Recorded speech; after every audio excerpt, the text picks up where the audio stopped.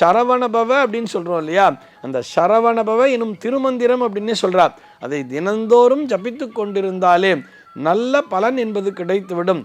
நம்மிடத்தில் இருக்கக்கூடிய அந்த அசுர குணங்கள் அப்படிங்கிறது கட்டுக்குள் இருக்கும் அப்படின்னே சொல்றார். அருங்கோணம் அப்படின்னு சொல்லுவா தெரியுமா? ஒரு முக்கோணம் அப்படின்னு எடுத்துட்டோம்னா அந்த திரிகோணத்திலே தான் இந்த உலகமே அடங்கி இருக்கிறது அப்படின்னு சொல்லுவா. அதே மாதிரி இந்த பக்கம் ஒரு முக்கோணம், அப்படியே ஒரு தலைகீழ ஒரு முக்கோணம், இது ரெண்டையும் ஒன்றாக இணைத்தோமையானால் அதிலே 6 கோணங்கள் என்பது வந்துவிடும். அப்படித்தானே ஷட்கோணம் போடு அப்படின்னு சொல்லுவா தெரியுமா? ஒரு கோலம்னு சொல்லிட்டு அந்த கோலத்தை போட்டுத்தான் பெண்கள் வீட்டில் கூட மனையில் கோலம் போட்டு வச்சிருப்பா. இப்படி ஒரு முக்கோணம், அது மேலேயே தலைகீழ ஒரு முக்கோணத்தை போட்டுட்டு ஷ ர வ ந ப வ அப்படின்னு எழுதியிருப்பா தெரியுமா? இப்படி இந்த 6 என்பது மிகவும் முக்கியத்துவம் பெறுகிறது. இந்த அருங்கோணங்களிலிருந்தும் பார்க்க வேண்டும் சொல்றா. அதாவது நம்மிடையே இருக்கக்கூடிய இந்த துர்குணங்களைத்தான் குறிப்பிடுகிறார்கள்.